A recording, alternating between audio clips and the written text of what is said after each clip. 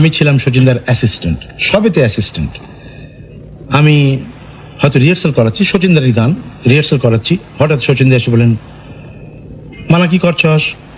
আমি বললাম, সচিনদা এই রিহার্সাল হয়ে যাবে, বন্ধ কর।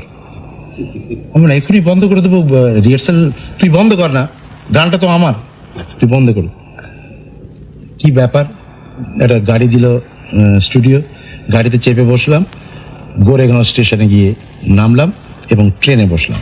ট্রেনে বসে চার্চ গেটে এসে নামলাম এবং কুপারে যে ফুটবল ম্যাচ দেখতে গেলাম, ইস্ট বেঙ্গল ভার্সেস কুপারে যে খেলা হতো, কুপার এখনো হয়, কুপারে জি হয়, ইস্ট বেঙ্গল ভার্সেস মোহনবাগান। সচিন দা ইস্ট বেঙ্গল ক্যাম্প, আমি মোহনবাগান ক্যাম্প, অথচ পাশাপাশি বসেছেন। পাশাপাশি অফকোর্স বসেছি।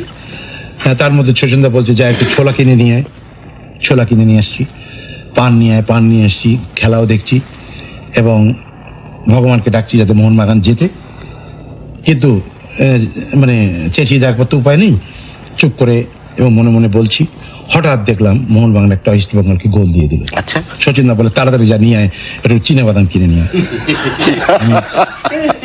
আমি গেলাম, তাড়াতাড়ি গিয়ে একটু চিনেবাদাম কিনে নিয়ে এলাম, খুব খুশি আমি। তারপর বলছেন সচিনদা, এই রে ওটা খেললো, যাই হোক নাম টাম নেব না, খেলা টেলা হলো, আরেকখানা গোল মোহনবাগান দিয়ে দিল ইস্ট বেঙ্গলকে। সচিনদা বলে, চল আর খেলা দেখতে হবে, চলে যাই।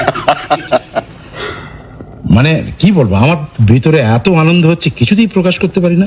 আমি সচিনদার মতন এই কাঁদো কাঁদো মুখ করে বললাম, চলুন যাই। অথচ ম্যানেজ করেছিলেন কায়দা করে।